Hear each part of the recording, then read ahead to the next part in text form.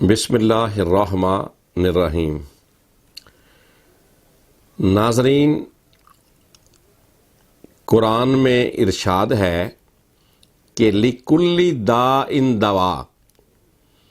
اللہ تعالیٰ قرآن پاک میں فرماتا ہے کہ ہم نے کوئی مرض ایسا پیدا نہیں کیا جس کی دوا نہ ہو۔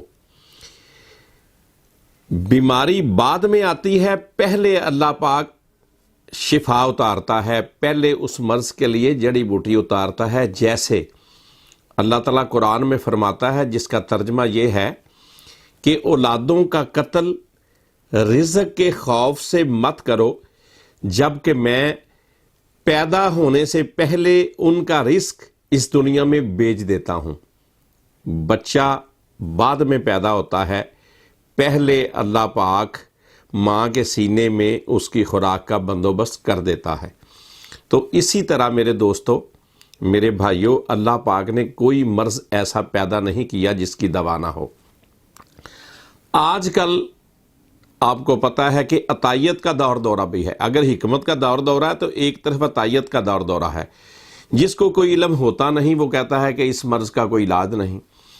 میں دعویٰ تو نہیں کرتا، مگر انشاءاللہ تعالی فخر ضرور کرتا ہوں کہ اللہ پاک نے اس ناچیز کو وہ علم عطا کیا ہے، وہ ہنر عطا کیا ہے جو دکھیوں کے لیے درد دل رکھتا ہے اور دکھیوں کے مریضوں کے اوپر، ان کے زخموں کے اوپر مرہم رکھتا ہے۔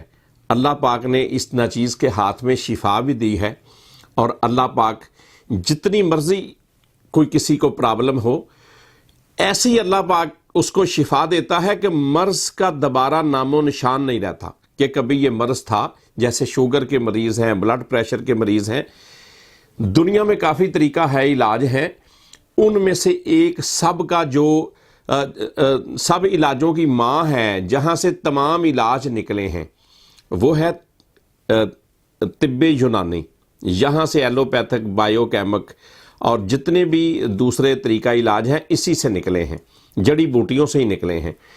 یہ ہے کہ جڑی بوٹیوں میں ذرا اس لیول کی ریسرچ نہیں ہوئی، مگر اللہ کے فضل و کرم سے ہم نے تو زندگی اس کے لیے وقف کی تھی، اور آج ہم دنیا کے جتنے خطرناک امراض ہیں، مثال کے طور کے اوپر جسے سائلنس کلر، بلڈ پریشر، جان لیوا مرض کہا جاتا ہے، اس کو، اور جو دیمک کی طرح انسانی جانوں کو کھا جاتی ہے شوگر، اس کو، اور کینسر کا میں ہلکا سا آپ کو نسخہ عرض کر دیتا ہوں، کسی وقت باقی بھی کر دوں گا۔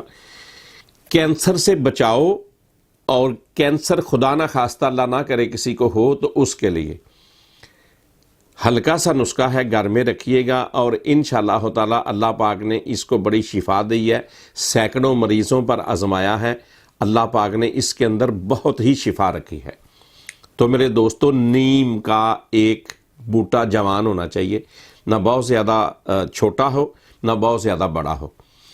اس کے آپ پتے لے لیں اور اس کو چھاؤں میں خشک کر لیں۔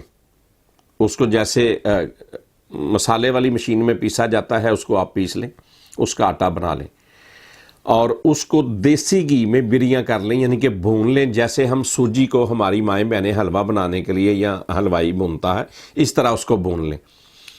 صبح خالی پیٹ دیسی گھی اس میں تیرنا چاہیے جس میں آپ بھونیں، اس کو کافی سارا بنا لیں اور آپ فریج میں رکھ لیں۔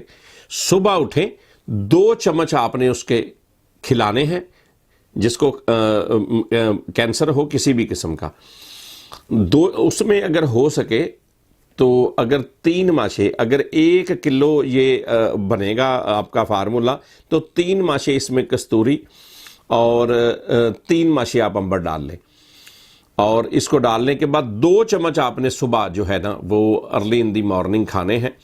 آپ کا بلڈ اس حد تک ریفائن ہو جائے گا کہ جیسے یہ مرض کبھی تھا ہی نہیں، چاہے ہڈیوں کا ہو، ہڈیوں کے گردے کا ہو، چاہے بلڈ کینسر ہو، چاہے دیگر کوئی ویسے کوئی خون کی پرابلم ہو۔ انشاءاللہ تعالی خون آپ کا ریفائن رہے گا۔ باقی جو علاج آپ کرتے ہیں وہ کرتے رہیں، اس کے ساتھ یہ کھائیں گے تو مرض کا جڑ سے خاتمہ ہو جائے گا. شرط یہ ہے کہ اس کو لمبا ٹائم آپ نے استعمال کرنا ہے. یہ نہیں ہے کہ مہینہ 2 مہینے کر کے چھوڑ دینا ہے. کم از کم 2 سال استعمال کریں تو جان سے اچھی تو کوئی چیز نہیں. تو اس سے آپ کو انشاءاللہ تعالی شفا مل جائے گی. اس کے ساتھ ہی حکیم ملک داؤد کو اجازت دیجیے. اللہ حافظ.